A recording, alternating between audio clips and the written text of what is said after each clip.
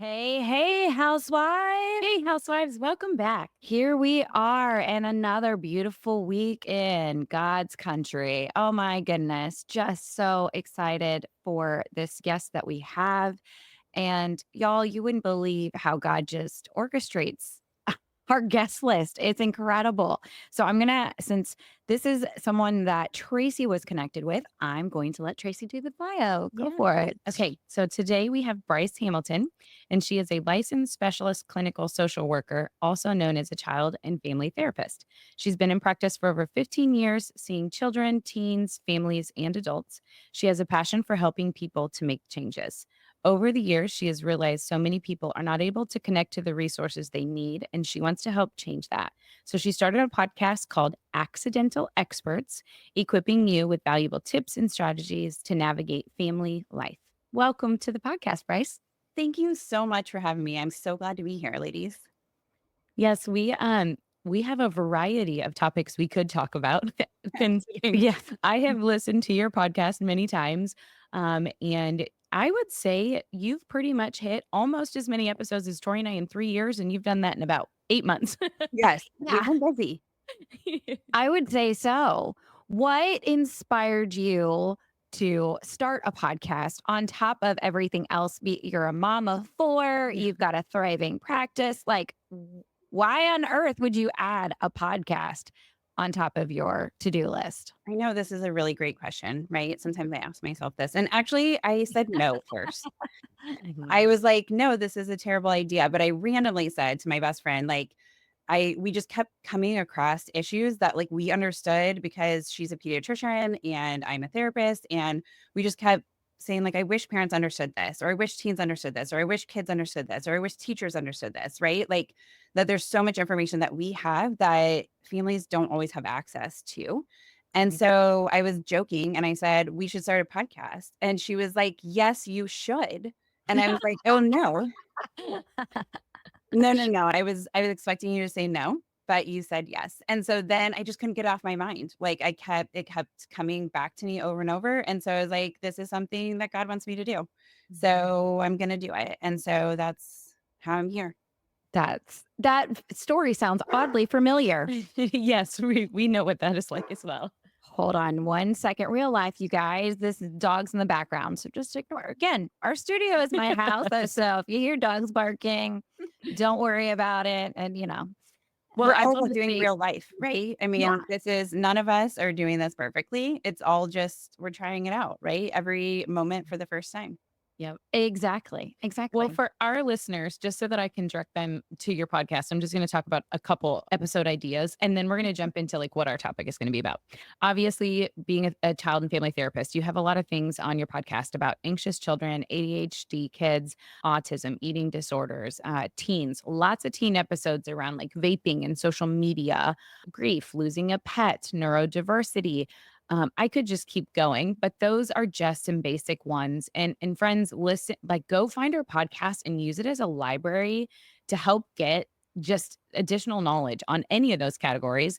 But she has just other doctors and psychologists and the police, department. Like you have so many resources, and I love that being on a podcast platform, it's free to everybody to go get some help if they're seeking some. Yeah. I yeah, and I was gonna just say, like, it's a topical, like, uh-oh, the dog just died. How do I handle this with my kiddos? Yeah. Like, there's so much information, and that's why, I mean, we're podcast junkies and, Yeah. and because there's so much out there that people are willing to share and spend time on for free. Like, you don't have to know it all or I mean, it's amazing. So, okay, so let's kind of dive in. We want to talk with you about anxious kiddos. And I always like to share just personal stories, and we share on the podcast a lot what's going on in our real life as we talk about real life. Yes. And over the last few years, I have learned so much about anxiety as my daughter has been through that. One of the things when we started this journey and trying to seek help for our daughter, we didn't know what we were looking for. And so I would love for you to answer the question for others that are listening too. When your child is dealing with something difficult and you don't know how to identify it, what does that look like? And how would they identify where they go to get help? Yeah. I think that's it. There's not a one size fits all kind of answer to this question. I think, when we're looking at anxiety just in general, it is such a vast challenge, right? Like we have OCD, we have generalized anxiety, we have social anxiety, we have specific phobias, right? Like we have a lot of different topics that all fall under anxiety, right? And we can have other things that happen like PTSD, post traumatic stress disorder, that have happened that then create anxiety, right? So I think the thing, if we're looking just generally at anxiety, I think what you're looking for, what I see a lot is either fear. We're refusing to do something that, like, based on our age, about our developmental stage, we're capable of doing something, right? And we don't want to, or we're refusing to do that. A lot of times I see that it presents as anger. And so kids are upset, frustrated. They're saying maybe unkind things to their parents. They're refusing to do things that maybe they do want to do. Like, there's something fun like a school musical, right? And then they've been practicing and practicing and doing all this stuff. And then the day comes and they're like, nope, not going to do it. Right. And a lot of tears sometimes. It's, clinging on to parents. It's using the parent, primarily the mom, but it can also be the dad, as their like support person. Right. And I think we all have anxiety. That's the truth. Anxiety Yeah. is great. It is a Mhm. guardrail to danger, right? It kind of keeps us in balance. The problem is that with anxiety, when it is clinical anxiety, it means it's disrupting our daily life. It Yeah. means it's imposing itself on what we're doing and keeping us, it's limiting us from being able to do what we actually want to do. Does that help you understand kind of like what we're looking for in terms of Oh, yeah. symptomology? Yeah, and I would say too, and if you could lean into, and this is just because we obviously a lot of our audience, I know the ages of their kids are pretty much late elementary and into the teenage years. What does it look like? How does it come out for a teenager? Yeah, so I think for teenagers, still anger, right? Mhm. Still refusal. Sometimes it's saying they've done something they haven't, right? Sometimes lying comes into play because they know that there is an expectation for them to have certain behavior and they're not able to do that because their anxiety is limiting them.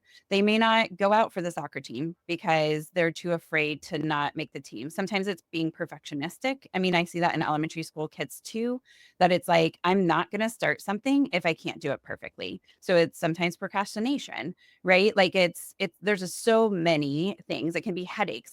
We can look at the somatic part, right? Stomach aches, feeling nauseated, right? Being worried about throwing up.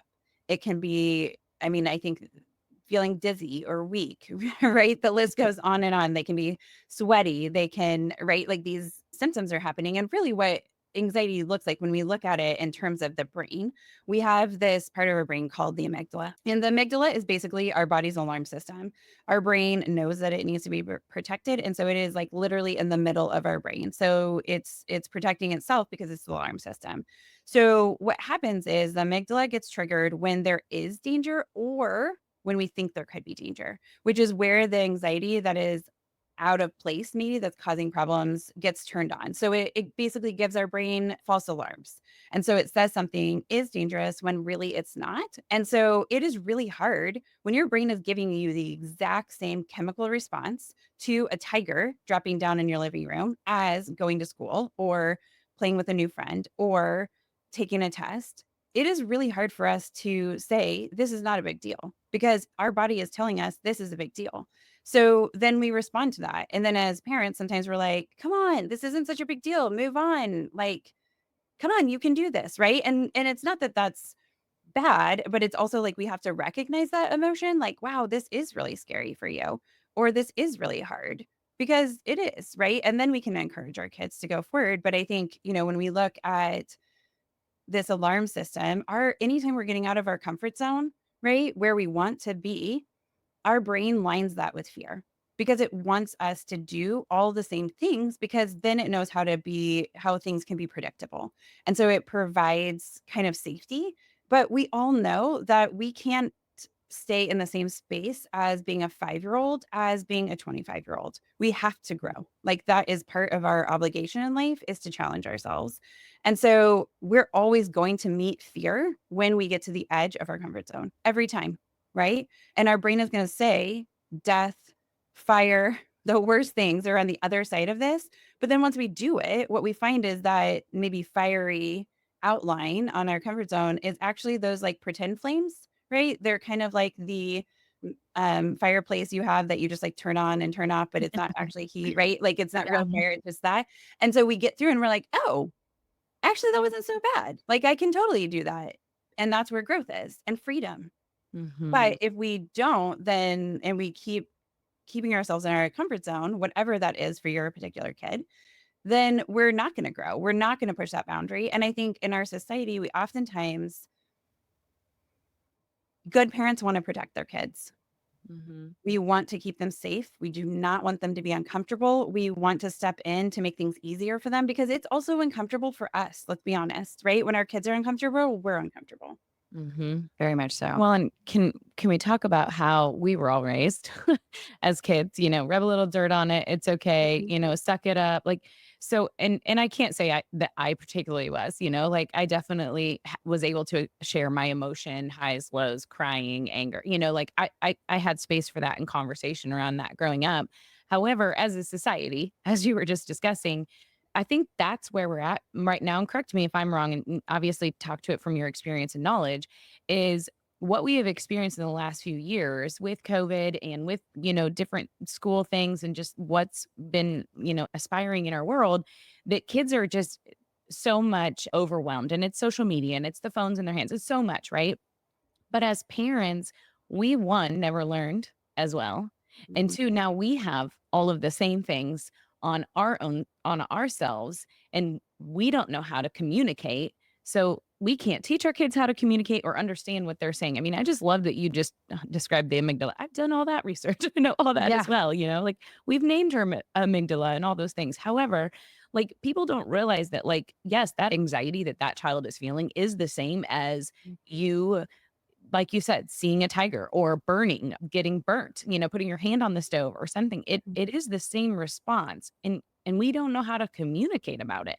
Mhm. Well, my question is like, I mean, we're big proponents of, yes, find yourself a therapist, someone to talk to that can help you through things. So we love and are big encouragers of that, because we do it. And like for parents, at what point do you say, okay, my kid's anxious for, each time they take a test? At what point does it become a, we need to talk through with somebody? Because I don't like, at some, like, our kids are capable of, because we did survive Yeah. despite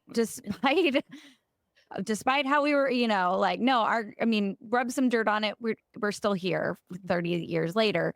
So it did to a certain extent work, but it's like, at what point do you seek professional help when your kid is experiencing, or like, what are some signs that you would say this is when you need to go and find some help?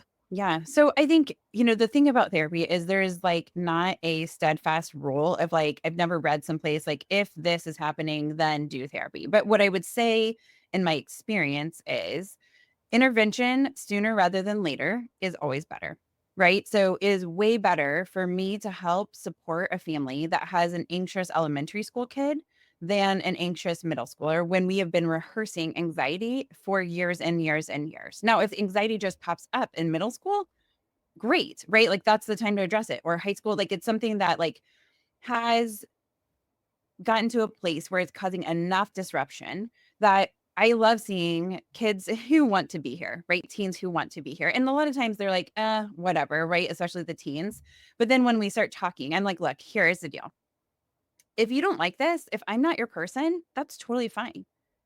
I don't have to be your person. I will help you find your person. But I think it's also about that connection piece. So going back to like, what are we looking for? I think it's if we are continually meeting an issue with some type of consistency, right? So like test anxiety, I think, yeah, we could get some tools for that. But I would guess that that kid is not just anxious for tests, right? Like they Mhm. also are perfectionistic. So that's presenting at other times, right? They're also struggling with maybe relationships because they want friends to be a certain way or follow the rules, or there's some rigidity to their behavior. So it's like, I think when you notice that it, as you as the parent are getting frustrated with your kids, Yeah. right? Yeah. And we're not able to navigate through that. Like you feel like you don't have the skills, right? Mhm. Or you feel like your kids don't have the skills, and you can talk to them like, hey, there are people out there who are therapists and this is what they do. They help you get skills so that you can manage this feeling that you're having. Mhm. No, Right. And if they say yes, go, please. Yeah. I love that example of saying that it's the consistency. It's just being situationally aware of what your children are going through, like connecting the dots. Like this is Mhm, more than one area of life. This isn't just, mhm. tests. This is, anytime that they're put on the spot or something like that. Like I love that explanation. I wanted to ask too, and this is just kind of an outside question to the whole topic. How would you encourage moms? And the reason I obviously can speak to this in my experience, I remember like, I remember what did I do? Like, what did I do? Where did I go wrong? Like, did I not say goodbye enough in separation? Was the whole like walk away at preschool method the right one to do? Like I just remember questioning myself over and over and over until I realized it wasn't my fault. We are dealing with a root issue that she has had. It's going to be a part of her. And now we just have tools to learn to move forward. So, what would your advice be to mamas who are listening to this and daddies and grandparents, but advice to them who are stuck in that, like, hey, what did I do? Yeah. Well, first of all, I would say, look, I have 4 kids and all of my kids have anxiety at different times, right? So I am trained in this, have been practicing for a long time. But we also have a family history of anxiety. So I think, there is a genetic component to this, a propensity that we will likely be anxious if we have a family history of that. Yeah. Right? And even if it's not diagnosed anxiety, but if it's like, okay, things for you are hard sometimes, or for your spouse are hard, or for your parents when you were little, your spouse's parents, or whoever it is, right? Like in your family, you have anxious people, right? That's nothing you can control. Yeah. Genetics are nothing that we have control over, right? Like we're not picking our partners based on what their genetic profile is, right? Like we're looking for a lot bigger picture than that. My next husband, I am. I am gonna pick. I'm gonna ask for a blood Yeah. test, genetic markers. As Andrew I did this. also I'd also like to see a bank statement and credit score next Yeah. time. I'm gonna The so things we learn, right? Yes. Yeah. So I think, those parts are not something we can control. But I think here's the deal. You're doing the best you can. Right? I Mhm. think in those moments, truly, you've never done this job before with that kid at that time. What works for one kid may not work for the other kids. And that is no fault of your own. Sure, we can do things that suck sometimes. Mhm. We might yell, we might get upset, we might be frustrated, we might encourage our kids to do something before they're ready maybe. And that, I mean, we're doing the best we can. Really, I've never met a parent who's like, "You know what? I really wanna suck at this job. I really want to, like, really ruin this, kid I created, and I just want them to have a miserable life." I've never met a parent like that. Yeah. So hey, Andrew and I, we talk about like with saving money for the kids, and we always say, we're saving money for college, which now is I'm like, you don't need college. And then two, one wedding, we'll pay for one wedding because we have two girls, and then as much therapy as you can afford, because we know going in with us as parents, oh, you're gonna need therapy.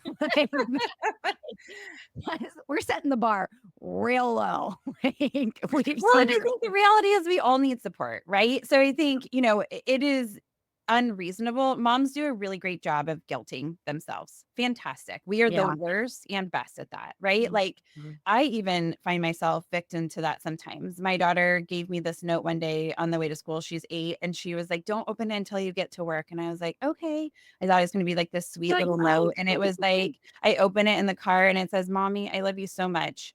I wish I got to see you more." And I was like, tears, Oh. right? And I was like, "Oh my "Aw." gosh." And then I was like talking to my husband. I was like, "I should quit my job." I like, "What am I doing here?" Right? And he was like, "Hold on. You work like 3 11-hour days, and then you're home like most Mondays, most Fridays, and the weekend. Like that's more than I see them. And that's more than like a 40-hour work week parent sees them. And I Yeah. was like, Yeah. okay, like my kids just have a skewed perspective on what reality is with that. Mhm. But I'm also like, okay, so I'm gonna be more attentive to those Right. times, right? Like I'm Right. gonna set dates again, right? Like we do mother-daughter dates or mother-son dates and then father-son and father-daughter dates. And those things had just skipped the calendar, right? So then I'm like, okay, back to that part. But I think we can't own it all, right? Like I think also what we're doing probably not as well as a society right now is that we really look at one family raising those kids. That's not how this was meant to be. We're supposed to do this in a community, right? We are not Yeah. supposed to do it in isolation. And so I think oftentimes it is so much pressure on one parent or two parents to do all of these things. Like we can't possibly drive them to all the sports and work and pack all the lunches and Mhm. volunteer at all of the activities at school and right and Yeah. all of those things. You can't. And so I think, then we start getting anxious too. And I think the part that maybe we can take responsibility for as parents is how we're showing up for our kids, right? Mhm. Are we our best self? I would rather parents take responsibility for that piece than owning their kids' anxiety because that is not something that you can really control. That's about that kid learning skills and you learning skills to help support them. But it's like your anxiety coming in is probably something that is contributing to their anxiety. But if you're taking care of yourself, that will help your kid to be able to take care of themselves or for you to support your kid. Yeah, that's good. Yeah, because kids know. I mean, Oh, yeah. they can feel, we pretend that they don't know what the feeling is, Mhm. how the tension is in the house or how you're doing, but they very much And know. something that I learned that I can encourage other mothers who have a child with anxiety or just a child that is challenging at some point, right? It doesn't have to be anxiety. One thing that I learned is it's so like we think that we should just like, I don't know what it is, keep it to ourselves if we have something going on. No, like your kids can tell, and it's okay to say, "Hey, I'm having a bad day. I don't Mhm, want you to take this on as there's anything with you or that I've done something, or that you've done something. I just need my space to go take care of like what I'm dealing with." Like, mhm, okay, because you teach them to go ahead and take that space when they need it too. I Yeah. mean, let's just talk about, I mean, we don't need to talk about it because that's a whole nother podcast about hormones. mhm, But when you are having like low day or a high day of anxiety or low, I Oh, mean, dude, hormones play. I need to introduce that system to my girls because we're a house. Andrew's in a house full of Well, girls. yes, and it is. It's something that does play a part in how you're responding, and I have a child who tends to think that it's because of them, and so I have to mhm, constantly remind, "Nope, mom's on her cycle," or whatever, like, I'm having a time. Well, and I'll say to this, like what something that I started couple of years ago, but early on, I would take on Andrew's feelings, his emotions, like for happiness. And I'm sure, same thing with kids, right? And we, if they're not happy, I take it personally, like you're not happy with me. And so mhm, it's a matter like I would just ask the question, okay, is this is this a work thing? Or is this an us thing? Or is this a something else thing? And then that way I can figure out what box that goes into. And then if it's an us thing, I can go, okay, we talk about it now or you want to do it later? Or if it's a work thing, and then I go, cool. Like if you want help, but I know that that's not because of me or involves me. And I mean, and that's good with our kids too. I Yeah, mean, absolutely. I think my favorite advice that you gave Uh-oh. was talking about bringing the kids home from school. Oh, Okay. yes. Okay. We joke. Well, not we joke. My husband is amazing. He makes special effort to, when he can, to take the girls for that extra time to mhm, take the girls and to pick them up from school if he's possible. And, and so it's a 5-minute drive from school though. And he's so excited when he gets to pick them up. And then by the time he gets home, he's like, and you can't see, if you're not seeing my face, you can't see the Andrew face Yeah. that he makes, but it's like he's so frustrated. And then you texted me and you tell me what your response was. Well, you better show up with a snack. Like, just See, snack them, feed them. Yeah. Before anything, there's no decisions that need to be made in the first 15 minutes They, after school. yes. No You, decision you should be said, made. And that's what it was about, was a decision he was trying to get him to make. And it's like, no, just feed him. yeah. Snack. No, you said snack, decompress, and sometimes your kid just needs to take a poop. Oh, I did say that. Like, because they've been holding it in for the whole, like, but I was like, oh my gosh, you're right. Like Yes. that. And something just as simple as the 5-minute drive home from picking them up from school can change the rest of your day dramatically Yes. because of that. Like, they're Yes. little people too. Yes. So, Okay. Well, I have Snacks are so important. I definitely support that piece of snack. feeding them. Yes. yeah. Yes. Yes. Protein especially. Like that's my favorite. Yes, and that's one of the things too that like that the kid even if they are grumpy, it's possibly food, but they just want the junk because of that you know happiness of like, oh, it's just candy. No, like get them a hard-boiled egg or a beef stick or Yeah. something else before, and then they'll calm down a lot easier. Yeah. Right. Okay, so I want to talk about, to help our viewers or our listeners to understand what therapy can look like, because there are a lot of different types of therapies, and it's not always just, obviously you do have to meet and sit and talk. There is a lot of talking that has to happen in order to get to the bottom of it. But we started because our child was young with play therapy, which was amazing because she actually enjoyed going, but it worked too. So can you talk about some of the variety of therapies that are out there? Yes, absolutely. Okay, so I am a trained play therapist. And so in play therapy, we believe that kids play their feelings better than they talk about them. So sometimes it's hard and for them to give the words, and so they can show us better than they can talk about them. And so we use different toys. If you could see my office, I have like a toy kitchen and I have all kinds of babies, and we have different fidgets and different games and books and all these different things to help kids to learn about how to talk about their feelings. But we don't expect that they come in capable of doing that. Now, if a kid is capable of doing that, great. But I still find that my teens do way better with playing a game around something where I have constructed that red and green and blue and yellow and whatever the colors are, or whatever the activity is, means a certain thing to answer a certain question. It kind of breaks the barrier, right? And so we can do directive play therapy, which is where the therapist is directing what you're doing, or a non-directive play therapy, which is where the kid is showing you what they need. And I think probably a hybrid of that, and based on what age they are, is the best modality when you're using play therapy for that.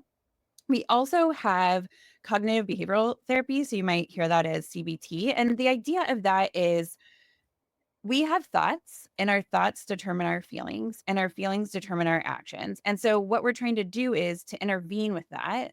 We can't stop the thought, but we can change what we do after that, right? So we're trying to disrupt that process that's happening to intermix a new skill tool. So that is more of a tangible thing that you take away versus just maybe play therapy might be I mean, we do tools in play therapy, but I think everybody kind of does a hybrid. Maybe there's some real people out there who really do like true play therapy where, you're not really giving tools, all the work's done in the playroom. But in my office, I mix a lot of things together because I found that like certain things work. And then we have exposure, right? So if we have a phobia of something or a fear of something, we're going to expose you to the stimulus. We know that exposing to the thing that is causing the problem actually breaks down the anxiety. But it's not just a matter of like throwing your kid out there. If they're afraid of sharks, like throwing them in the middle of the ocean is not the best strategy, right? So we break that down to be in manageable chunks so that we can prove to our brain that we're safe, because we want to get close to the amygdala turning on without getting the amygdala turned on, basically. And so we're kind of coaching down the path so that this kid can tolerate this. Or if it does get turned on, it's like moderately, right? Instead of it being like full throttle, right? We also have this new training that's out, and I just did my training in this over the summer, and it's called space training. And no, I'm not an astronaut. My husband keeps teasing that he is. Be part of Space Force. Yes, I know, right?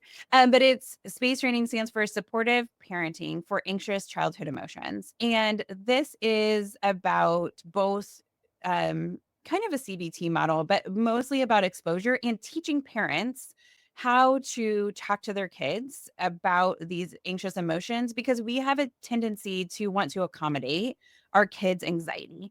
And so when we accommodate it, we actually steal from our kids the opportunity to learn that they can do hard things.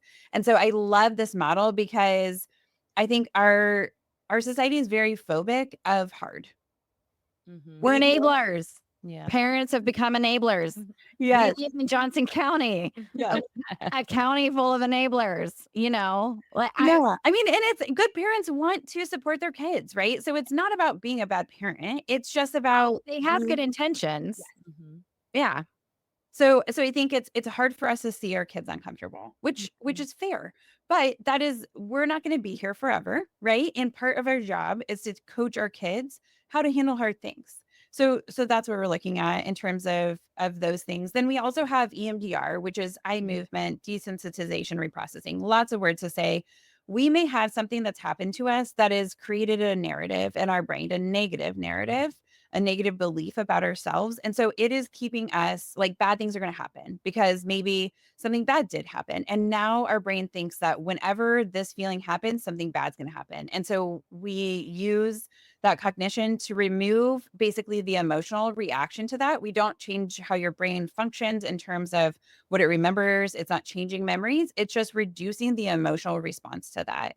And then we're able to install a positive cognition. So then our brain is seeking to affirm this positive belief instead of seeking to affirm a negative belief. So that's like the most simplistic way that I can explain that. But those are generally the ways that we are supporting anxiety. There's certainly other modalities, but those are probably the top ones that therapists are using. Well, I think I'm familiar with a couple of them, and we actually just had a another therapist who was specific in regards to narcissism. She helps people heal from that. She was on a few episodes ago, and she was also speaking to the EMDR and being that very similar to what you said, but like someone has experienced something traumatic, and it Mhm. can be like a sound. Like she was referencing like jiggling of coins in like your hand or your pocket. That was something that she had to do herself to work through because there was an incident with just that. And I think it's just so fascinating that, our bodies, we need to listen to our bodies. And I think that's what I'm like getting at with whatever it is that we're talking about, specifically, obviously, anxious kids, but helping them see like, okay, we're either, if something happens, they're going into fight or flight, like we're either going to get angry, respond, get crazy, or sometimes, hide, yeah, and Mhm. not handle it.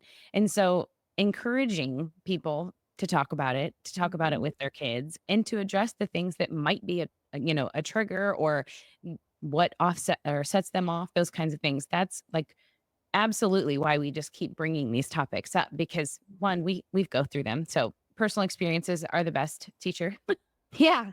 Yeah. I think. Well, and we like we said, we do the guests that we always bring on, we're selfish because it's That's people what we we want, want. we need. Yeah. It's like our good 1 hour of like, okay, we have all the questions. Can you answer these? Where we need to go back into. So Yeah. Yeah. Well, and one note I wanted to say on therapy, because like it's overwhelming to imagine, like, as a parent, you would know what type of therapy your kid needs. You don't need to know what type of Yeah. therapy your kid needs. Yes. Yeah. I know that not all therapists are created equally. I think, in fairness, right? There's some really fantastic therapists out there, and there are some that kind of are not so fantastic. But what I do know, and this is something that stuck with me even from school, um, we read a study that said 70% of successful outcome is rapport. So, meaning, do you and your child connect to that therapist? So, to me, that is so critical, right? So, if you have a relationship with somebody, you are going to be so much more willing to do the work, even if they don't have 1,000 certifications Right. in something. They have the desire to help you, they have the time for your kid, and you like them, and your kid likes them. Mhm. those are key. Yep, So key, absolutely. right? And if you feel like it's not a good fit, look at another therapist, right? Like finding a therapist is kind of like dating.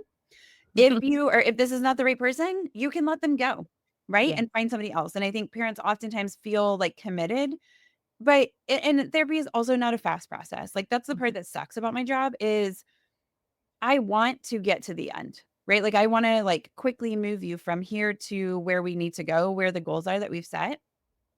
I cannot do that because we did not gain this overnight. We're not going Mhm. to repair or rebuild or support this overnight, but it's a method of we are making progress. You are seeing your kid make improvements. That's what we're looking for. And as a therapist, if I have a kid where I'm like, we're just not making progress, I'm going to meet with the parents. I'm going to call it out, right? And if your therapist is not doing that, look for a new one. Because if you just are like if you don't know what's going on, like I don't generally have parents in the room when I'm doing therapy because Mhm. especially with anxious kids, I want to teach them how to cope without their parent because you're not going to be there always as a parent. You don't go to school with them. You're not like maybe in the game, you're not their coach for sports or whatever. So they have to be able to go out into the world. And so then they're learning to rely on themselves to Yeah. build that comfort and confidence in Independence. themselves. That's But good. then the parents should be included, right? To say, hey, this is a tool that we're working on. We're going to explain it to you, right? And then I want you to practice this at home. Not that everybody has to follow my modality or how I do things, but I think there is an important part of being part of therapy with your kid. And sometimes you need to go in and meet with a therapist, download your stuff to say, like, is this contributing to how I'm handling this? Mhm. Or like, I can't do that thing. And like, maybe that's limiting me. That's good because then the therapist can understand the dynamics. And if you're not able to be honest, like, yeah, I am yelling all the time, or yeah, I do still use spankings, or whatever it is, we know that those things are not very productive behavior changes, right? Those are not creating a safe, healthy environment for you and your kid. And so, yes, we do, I still yell sometimes. I really try not to. Like, I think I could count on one hand how many times I've really yelled, but that's because I have put so much effort into not doing that. Mhm. And it's a constant effort of like, I take a break. I'm like, mommy is a break. I'm getting upset. Like, I'm walking away. Right. Like, I will Yeah. be back. And I like sit in Mhm. my room and I cry if I need to. I like self talk. Like, what would I tell my patients to do? And then I go back and I engage that. But we can do better. And so, the therapist should also be encouraging you to learn skills as a parent. And if it's something bigger than just a parenting thing, it's a childhood thing or something, an experience you've had, then having your own therapist. Yeah. So I think everybody can benefit from the support and looking at therapy as part of this community that's helping to raise your kids.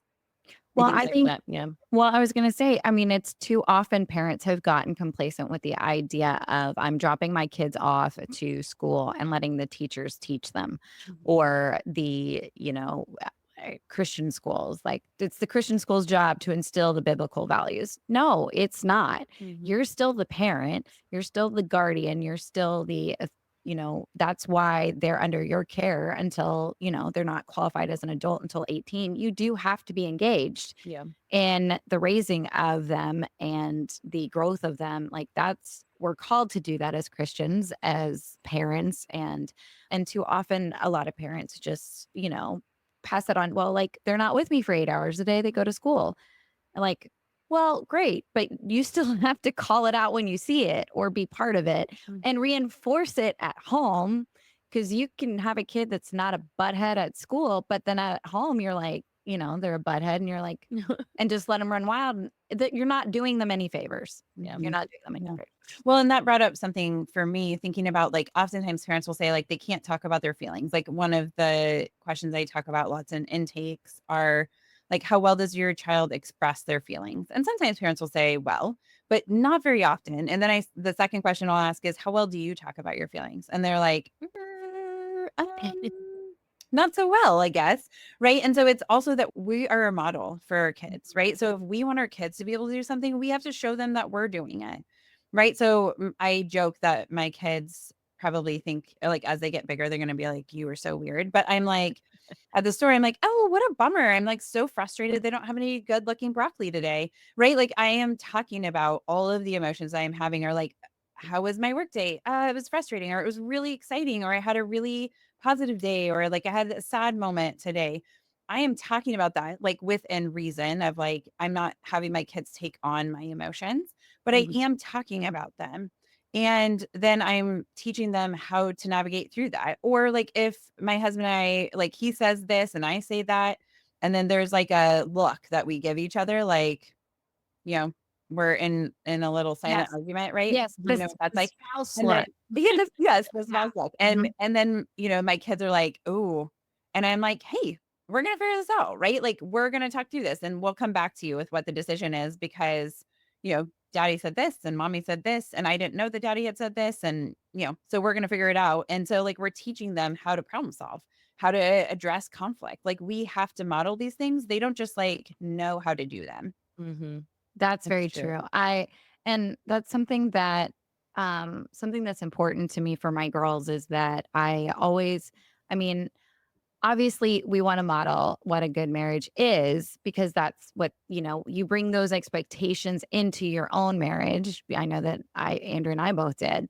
But two, it's just like you want them to see the frustration. Like we're too often showing our kids just the highlight reel of our life, Mhm. and not saying, dang it, it's frustrating. I'm going to have to go to another grocery store to get good broccoli. Like Yes. words that never come out of my mouth, by the way.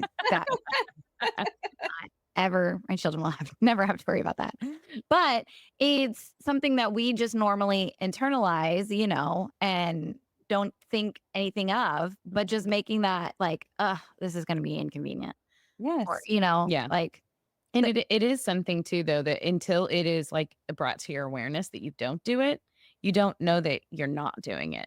So I think that's the key that like, having gone through therapy myself and in our marriage therapy and, also working with tools with my daughter too, that like the awareness that has come uh, is good. And I want to encourage people, in that way that it's not a negative thing that you Mhm. don't know or that you're acting one way or not the other or not sharing your emotions more. It's just it's knowledge is power, like the more you know and the more that you are educating yourself to again, if you're here and you're listening, it's because you want to help your child in your family or someone in your family or someone that it is or helpful. you're listening because you want to drown out your kids for 45 minutes and just have your and that too. Nope, that's totally fine. That's justified. It is, especially if you just like listening to Unlikely Housewives, right? Yes. We'll support that all day long, guys. I do want to just highlight one other thing too is when you're talking about the different therapies and the different ways that anxiety shows itself, it's not just emotional. Sometimes it's physical too, like the dizziness, the headaches, the nausea. Anyway, whatever. But our bodies, we are so trained to just take a quick pill and like, I just have a headache, so I'm going to just take some Advil. I just, like we have got to listen to our bodies more intentionally, and that's hard. It's so hard to listen, and that's a journey that you and I have been on Mhm. personally as we grow wiser Get and older and have no, wiser, just Oh, wiser. wiser, We don't sorry. get older, we get wiser. But it's something that we live in such a fast-paced life that we don't take the time to go, hold on, relax my shoulders. I can feel myself getting into, like it's just a matter of that. And that in itself is just that skill, teaching our kids to be fully aware of their body and going, wait, like recognizing the fight or flight mode that they're in and just saying, hold on, am I really in danger here? The Mhm. answer is no, or yes, I am. There is a tiger in the room. Mhm. But I mean, that the therapy you're talking about helps these kids, these families be more aware of the body that God created because he did. I mean, our body is so cool. Our Our bodies are are so so cool. cool. God is so cool. I mean, he didn't have to give us all this stuff, all the bells and whistles. I'll say that.